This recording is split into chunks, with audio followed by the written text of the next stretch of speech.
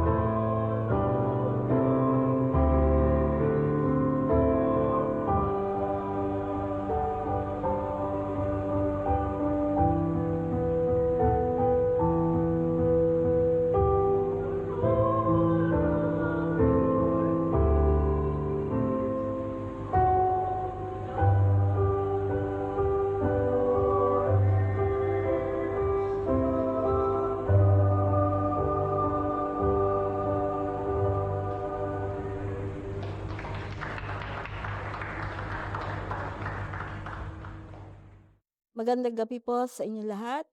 Ang ating pong aralin o ang teksto ay manggagaling sa Awit, Kabanata 86, 1 hanggang 10 at talata 16 hanggang 17. Ito po ang sinasabi, "Sa aking dalangin, ako'y iyong dinggin. Tugunin mo, Yahweh, ang aking pagdaing. Ako'y mahina na't wala namang tumingin. Pagkat tapat sa iyo, buhay ko'y ingatan, lingkod mo'y iligtas sa kapahamakan, pagkat may tiwala sa iyo kailanman.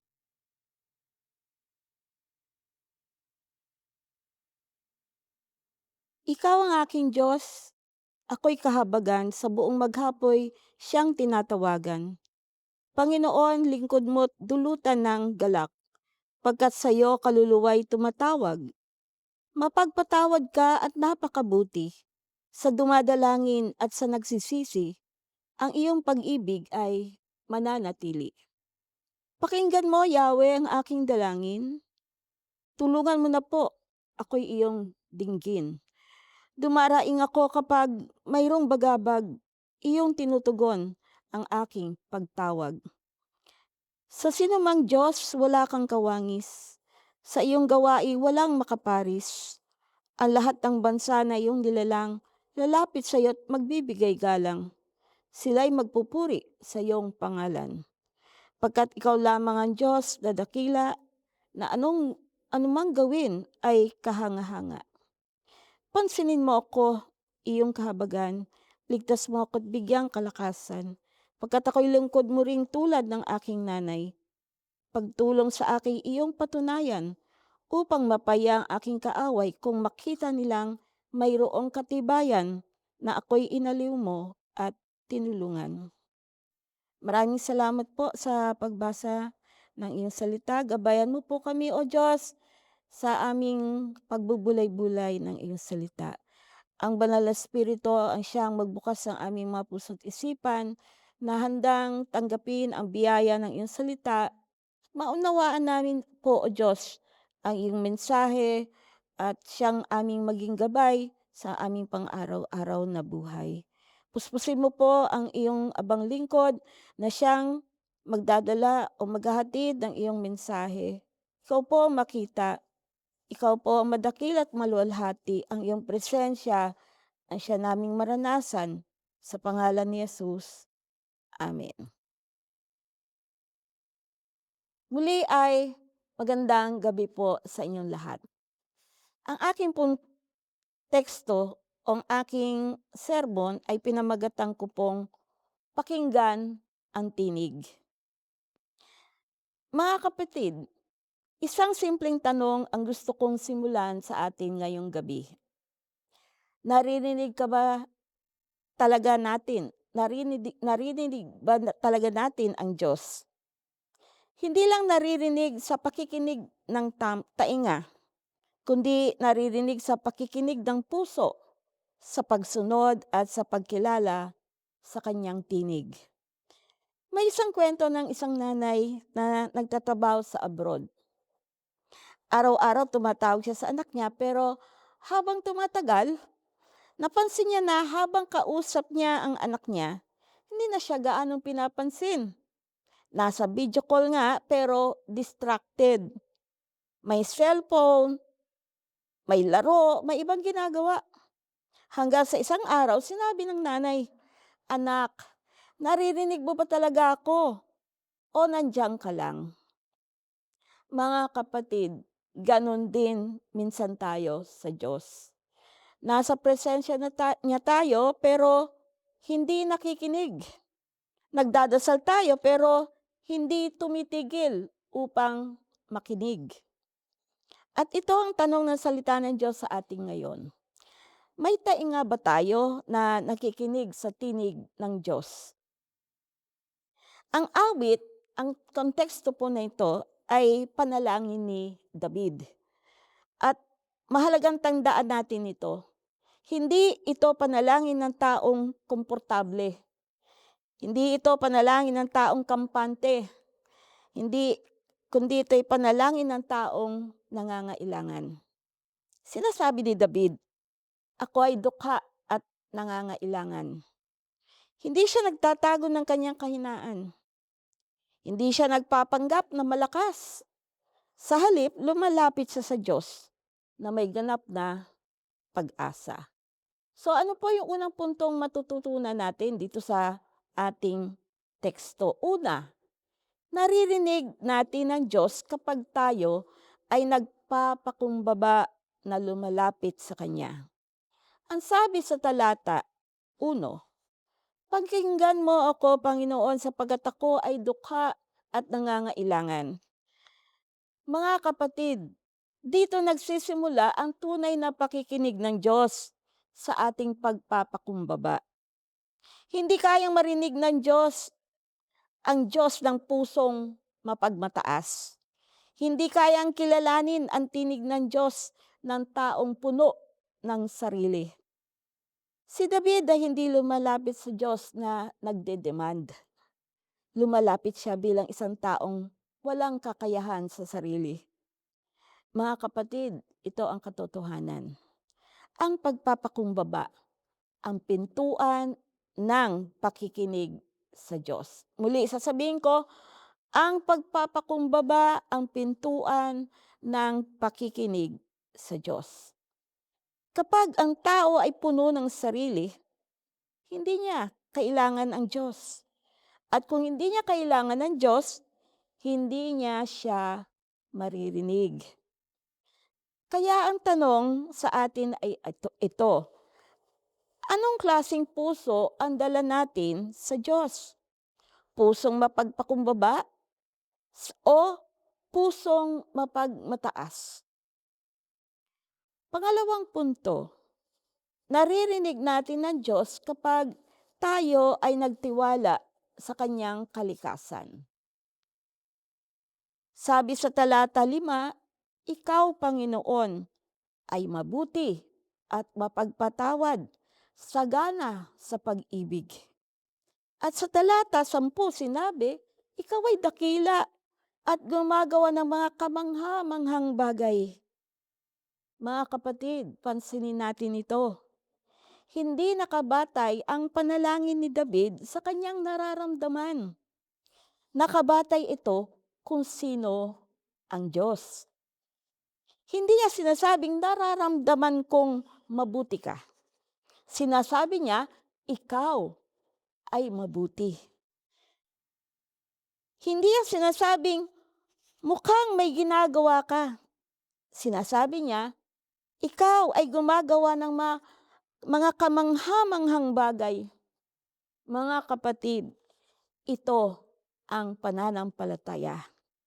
Hindi emosyon. Hindi pagkilala, kundi pagkilala sa katotohanan ng Diyos.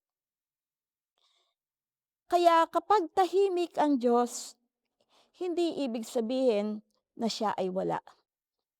Kapag hindi natin siya nararamdaman, hindi ibig sabihin na siya ay hindi kumikilos. Ang ibig sabihin ay ito, ang Diyos ay nananatiling Diyos kahit hindi natin siya nararanasan. Kaya ang tanong, nagtitiwala ba tayo sa Diyos kahit hindi natin siya naririnig kaagad? Pangatlong punto, naririnig natin ng Diyos kapag ang ating puso ay hindi hati. Undivided heart dapat meron tayo when we listen to God. Sabi sa talata 11, "Bigyan mo ako ng pusong buo upang matakot sa iyong pangalan." Mga kapatid, ito ang susi. Isang pusong hindi hati, kundi buo.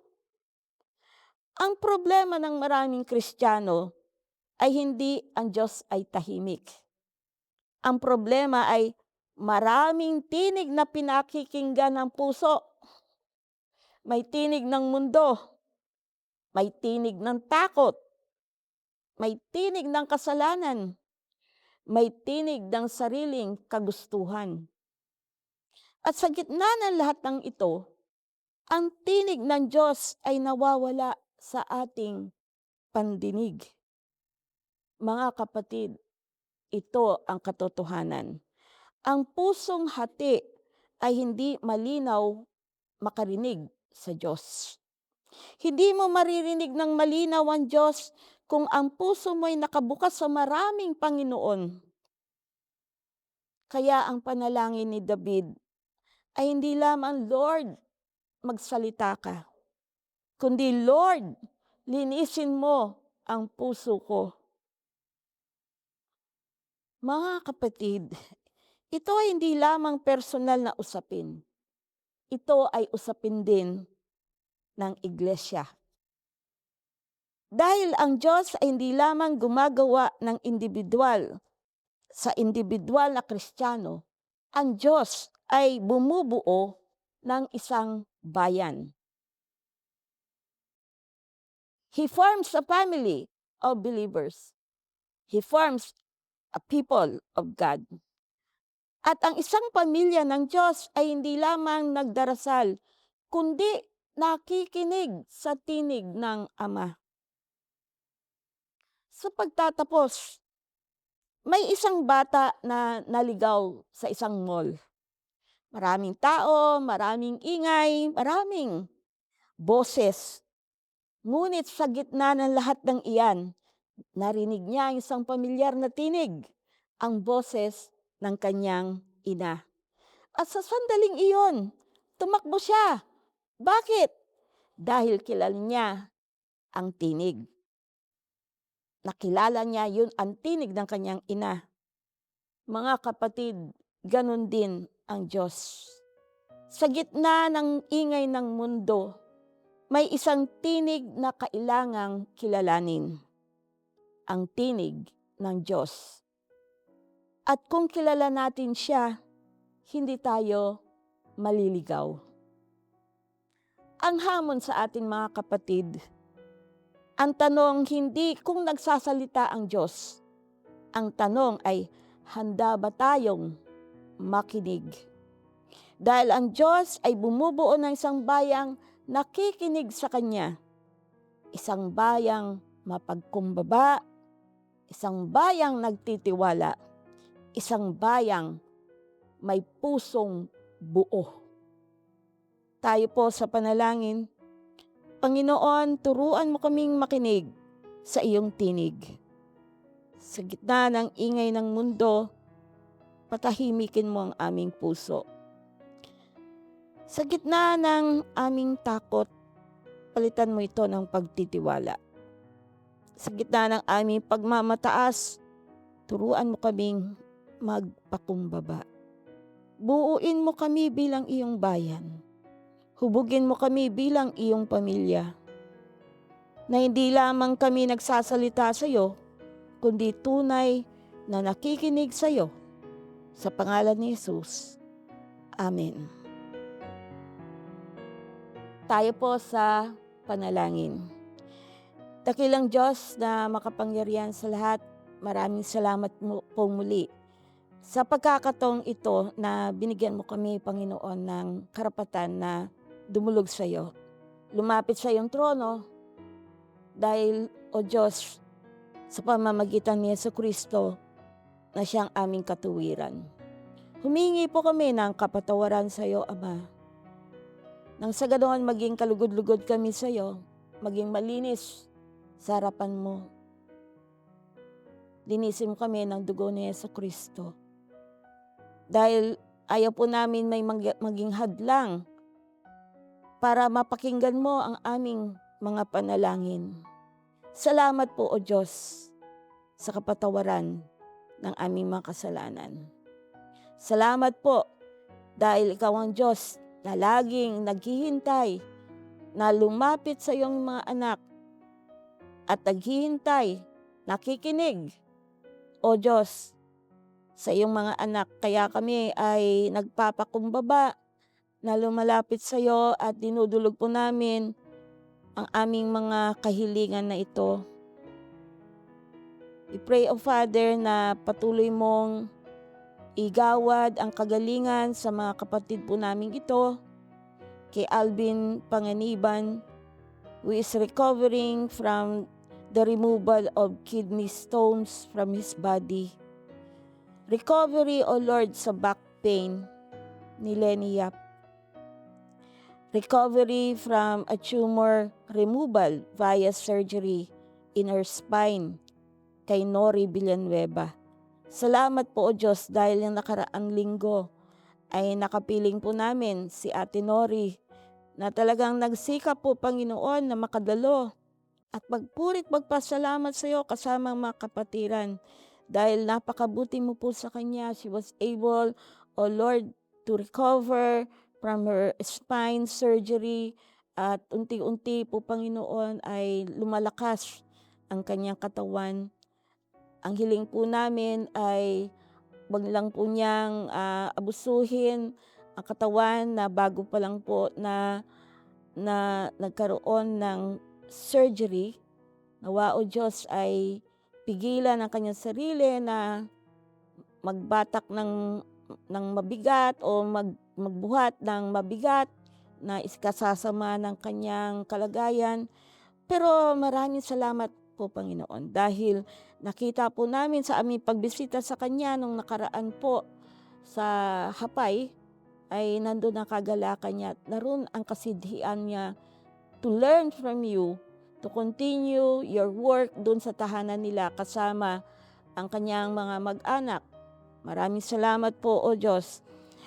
We continue to pray for Ernie Leonson, who is recovering from heart attack, na meron pong 2 stent na nilagay sa kanyang mga arteries. I pray, O Father, na patuloy po ang kagalingang ito ni Kuya Ernie. Kasama na rin po si Mami Linda na kanyang ina na may problema rin po sa spine. I pray, O Father, na maibsan po yung pain na kanyang nararamdaman sa tuwing siya'y kikilos at yung mga nakakabit po sa kanyang mga katawan to straighten her spine.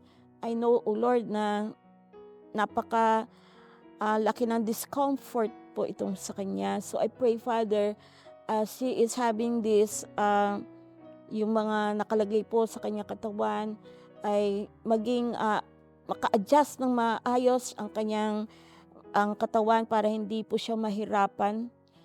I pray, O Father, na wala naman talagang imposible sa iyo. Nawa, O Diyos, ay makabalik po yung pagkilos po, Panginoon, na pwede po siya na medyo makatayo po, Panginoon. Nasa ngayon kasi ay dependent po siya sa mga tagapag-alaga sa kanya. Binubuhat po siya po, Panginoon, at hindi makakilos ng wala pong mga tagapag-alaga sa kanya.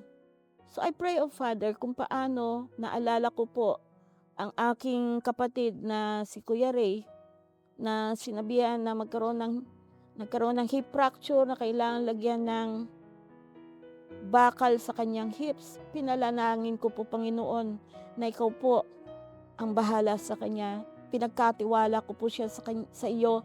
Kaya sa ngayon nakakalakad na po siya na walang inilagay po na bakal sa kanyang hips. Ganun din po ang aking panalangin, O Diyos. Nawa unti-unting bumalik ang kalakasan ng aming Mami Linda Leonson. Na kahit papaano, Lord, ay magkaroon puli ng lakas ang kanyang mga paa, ang kanyang hips po, Panginoon, ang kanyang spine, para makapag-recover po, Panginoon, sa kanyang difficulties in standing po, Panginoon, sa pagkilos sa sarili niya. Ma-remove po, Panginoon, ang pain na nararamdaman niya. Patuloy din po kami na nananalangin na makarecover po sa kanilang mga karamdaman ng cancer ang aming kapatid na si Jenny Ordinario at si Deaconess Sheila Dairit Binuya. I pray, O Father, na mawala na po yung mga cancer cells sa kanilang mga katawan at that they would be totally free from cancer cells po, Panginoon. as they are undergoing treatment. Pero Lord, I pray, ipuin mo po sila sa parte ng kanilang mga katawan na maalis po ang cancer in Jesus' name sa kanilang mga katawan. Ganon din po kay Henny De Leon na nanalangin na maging stable po ang kanyang blood pressure. Lalo na po sa mga panahon na ito na minsan sa tinding init po, Panginoon, ay talagang tumataas ang mga pressure ng dugo. Complete healing po patuloy sa karamdaman ng aming Fiscal Glo de Guzman, Raquel Lucena, Aga Silvestre at Jude Pereira. We pray, O Father, that you continue to comfort. Alawin niyo po ang pamilyang Sembrano sa pagpanaw po ng aming minamahal na Pastor Arnolfo Sembrano. Napakalungkot po na isipin na isang mahal sa buhay ay mawala at sabi nga ng ibang mga anak ay hindi sila handa. Kaya Lord, I pray that there will be an acceptance of your will na nasa mabuti ng kalagayan ang aming Pastor Arnolfo Sembrano. Patuloy niyo pong bigyan sila ng kalakasan po, Panginoon. Lalong-lalo na po si Ate Lydia na napakasakit. O Diyos, na mawala ng asawa. For so many years sila ang magkatuwang na nag-aruga, nagpalaki ng mga anak hanggang sila ay lumaki at maging magkaroon na rin ng sariling mga pamilya. At ngayon po ay byuda na po si Ate Lydia. Nawa, O Diyos, sa kanyang pag-iisa, lalong-lalo sa pagbabalik niya po rito sa Tikling, I pray, O Father, na ikaw po ang magbigay ng kalakasan sa kanya, Panginoon. At maalala niya palagi na ikaw ang kasama niya, ang presensya mo, niyang maranasan, ang iyong kalingap, ang iyong pagyakap po, Panginoon, sa mga oras na siya ay nagkakaroon po ng alaala na nagpapalungkot sa kanya sa pagpanaw ng kanyang asawa. I pray that you would comfort the grieving family. I pray also, Father, na yung mga pangangailangan nila ay ipagkaloob mo, lalong-lalo na sa financial po, Panginoon, at saan po ililibing ang aming mahal na pastor. I pray, Father, na you would give them the provision, Lord, para sa ganun makahanap na po sila ng lugar na kung saan po ilalagak ang labi ng aming Pastor Arnolfo Sembrano. Ganon din po ang aming kapatid na si Ate Sita na nakakaranas po ng sciatica. I pray, O Lord, na pagalingin niyo po itong kanyang sakit na ito na sometimes nagbibigay ng pain from the hips to the feet po, Panginoon, at nahihirapan siyang maglakad o matagal na nakaupo. Kaya, O Diyos, I pray, ipuin mo po ang Ate Sita sa kanyang parte ng katawan na mayroong sciatica. Ganon din po, Panginoon, patuloy naming inilalapit sa iyo ang magawain po ng aming iglesia. Salamat po dahil napaka matagumpay ang aming celebration noong nakaraang linggo na kung saan nag-enjoy po kami ng fellowship with one another, nagpalakasan ng aming pananampalataya.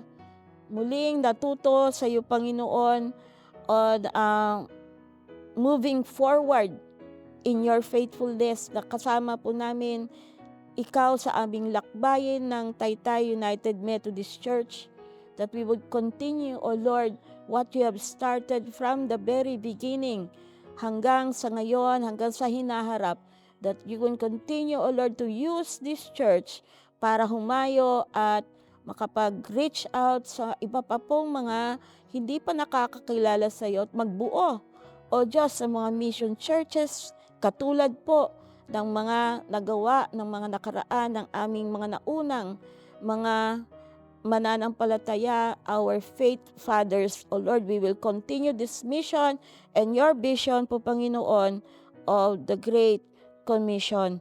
We pray, O Father, sa June 21 na aming regular worship na kung saan po ay magdiriwang din po kami ng Father's Day.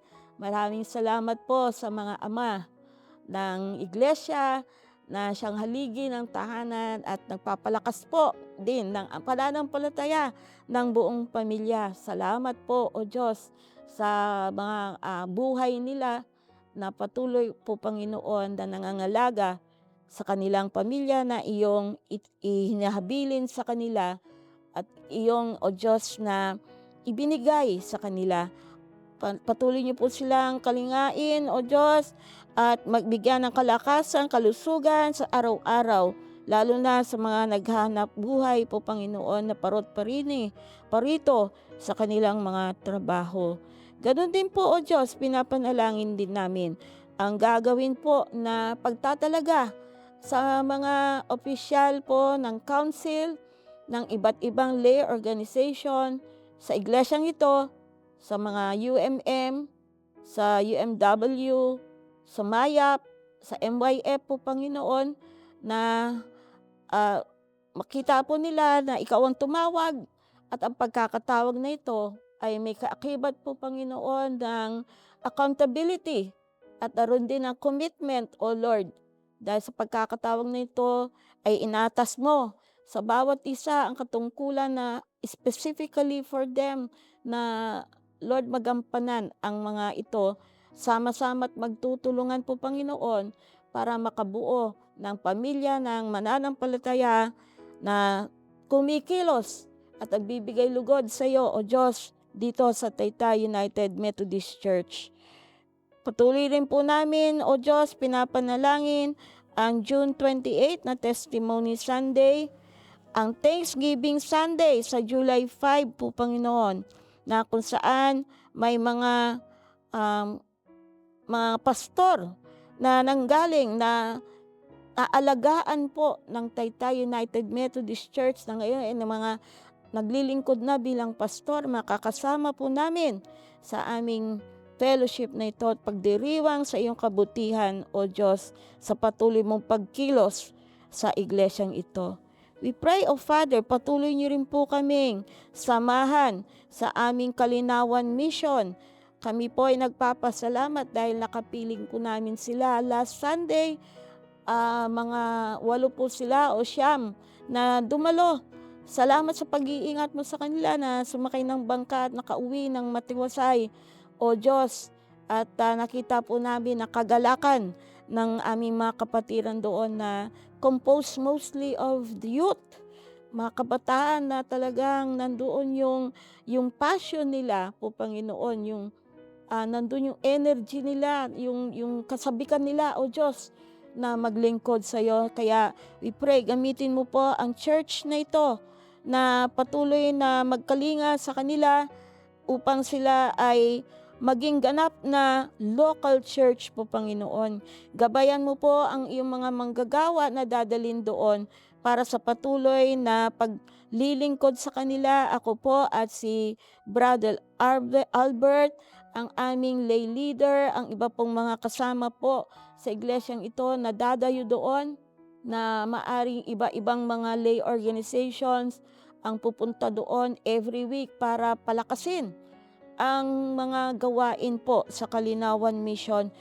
Pray, O Father, for your provision and your protection as we go there po, Panginoon. Ang pagsakay papunta po sa Pritil, pagsakay sa bangka, at pabalik po rito sa aming mga tahanan, dito po sa Kalupaan, dito sa iba't ibang lugar po ng Taytay. I pray, O Father, that your word will really reach, O Lord, yung mga tao po sa Kalinawan Mission. Dumami sila not only in quantity, but also in quality po, Panginoon, na isang Diyos na buhay sa pamamagitan na Hesus Kristo ay magkaroon sila ng ugnayan sa iyo, O Diyos, at gawin si Hesus Kristo bilang sarili nilang tagapagligtas at Panginoon. We pray continually for our mission sa Hapay. Maraming salamat po, Diyos. For the first time ay nagkaroon po kami ng communion po sa tahanan ni Ate Nori po, Panginoon. At nakita po namin ang mainit na pagtanggap ng kanyang pamilya, and they are willing for us to continue our Bible study, at marami pa po na mga adults na nais po, O Diyos, na sumama sa aming Bible study na ito. Kaya, O Diyos, ihanda mo ang mga puso ng mga taong ito, that whatever, Lord, na kanilang marinig mula sa iyong salita ay talagang ikaw, O Diyos, ang magpapalago, sisibol ang seed of faith na naihahatid po doon. At gawin mo po kami, O Diyos, na mga manggagawa mo na dadalo doon, na talagang maging accountable kami, at naroon po, O Diyos, yung aming yung aming willingness po, Panginoon. We are not doing this for ourselves, but we are doing this for you in gratitude to what you have done for us, kung paano mo pa kami nailigtas, binigyan ng buhay na walang hanggan. Yan po ang nais naming ihatid sa mga taong hindi pa nakakarinig sa iyo. Kaya, O Diyos, bigyan niyo po kami ng patuloy na kalakasan, patuloy na probisyon, para sa ganon ay magampanan po namin ang misyon at ang vision mo, Panginoon, dito sa Hapay. Ganon din po, O Diyos, ang muling pagbubukas sa creek, na humingi po kami ng kapatawaran sa iyo, at napabayaan po namin ang mga kabataang minsan ay naging kasama namin. O Diyos, bigyan niyo po kami ng panahon, at bigyan niyo po ng mga manggagawa, na mga makakasama po sa pagdalaw, at muli ay buhayin ang mga gawain po sa creek, at makadalong muli ang mga kabataan dito. Meron din po kaming naiisip po, Panginoon, na buksan na ministry sa Casimiro High School po, Panginoon, dahil napakalapit lang po ng eskwelahang ito sa aming bahay, panambahan dito sa Tikling. Kaya sa ngayon po, O Diyos, bigyan niyo po ng way po, Panginoon, para kami ay makapasok po, ma-open yung doors po para sa amin, para kami po ay makapag-umpisa ng Bible study group o care group sa Casimiro. Ipinapanalangin po namin ang mga kabataan na aming maaabot po sa Casimiro, na karamihan pa naman ng mga kabataan ngayon ay mas engaged sila sa social media, na kukulangan na po ng real communication na nangyayari sa generation na ito, na sama-sama nga sa bahay, sama-sama sa sala, sama-sama sa pagkainan, pero nakaharap pa rin sa cellphone. I pray, O Father, maibalik nawa yung communication, na kung saan talagang may tunay na ugnayan sa pamilya pa lang, kahit po sa eskwelahan, na ang edukasyon ay masyado na po na-impluwensya ng AI.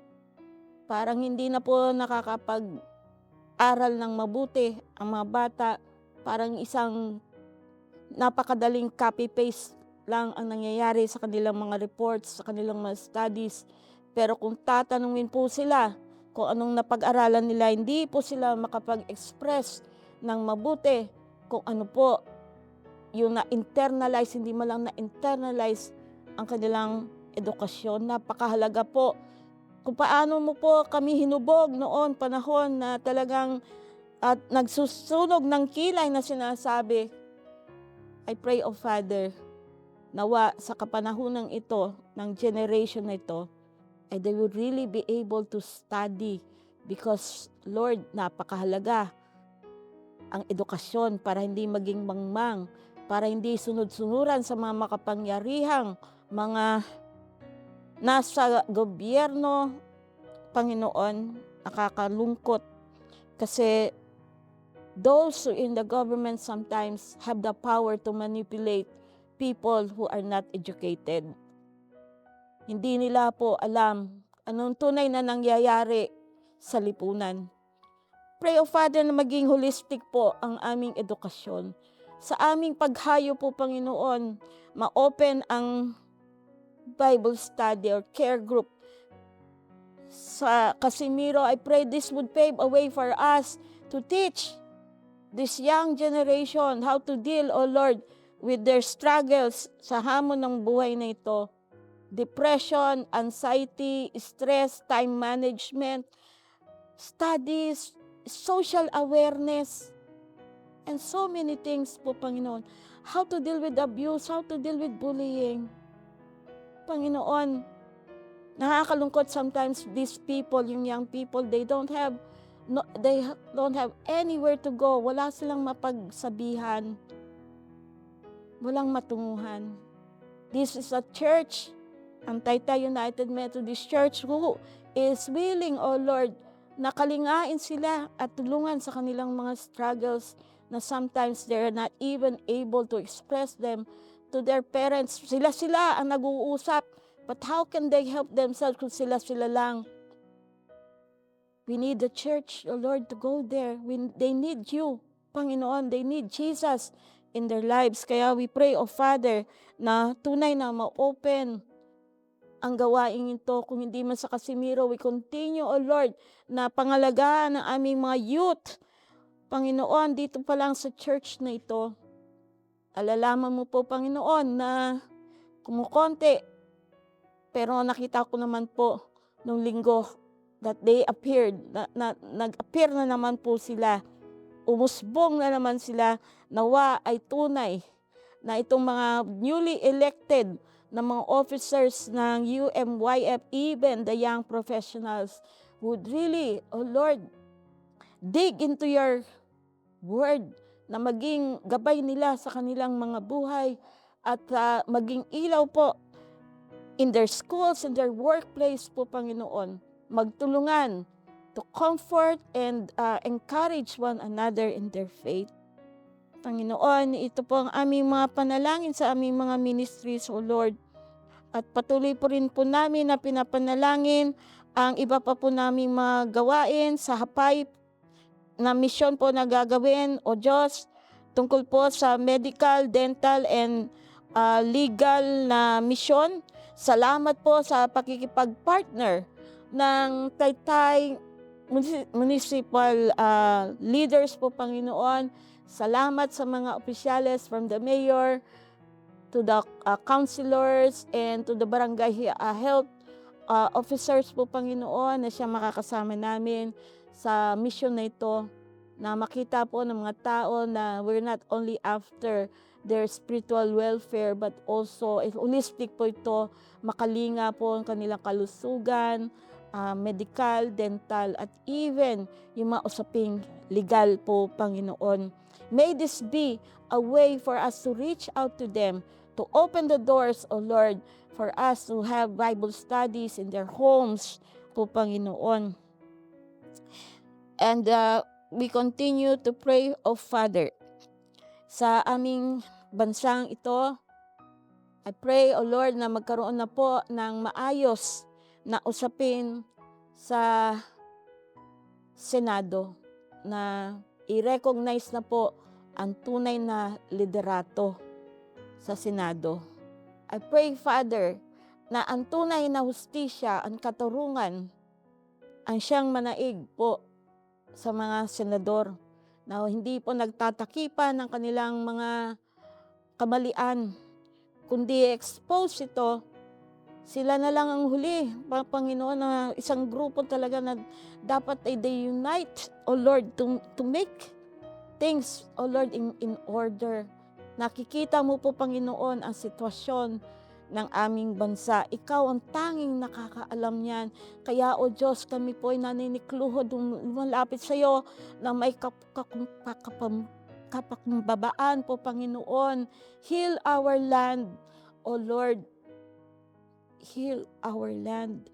Heal the sickness of our society po, Panginoon. And ikaw po ang humipo sa aming mga leaders nang sa ganon, yung yung kanilang posisyon ay magamit hindi po sa katiwalian, kundi para sa kapakinabangan ng lahat ng mga tao na nagluklok po sa kanila sa posisyon na yan. Although you also have a say on that, Lord, hindi mo pa pinahintulutan mo rin po, Panginoon, ang mga leaders na ito to be in that position. Meron kang nais iparating sa amin. And no, Lord, we pray, ano po yung nais mong iparating sa amin? Yan nga po, we bow our knees, we bow our heads, we kneel, O Lord, on your throne to ask forgiveness.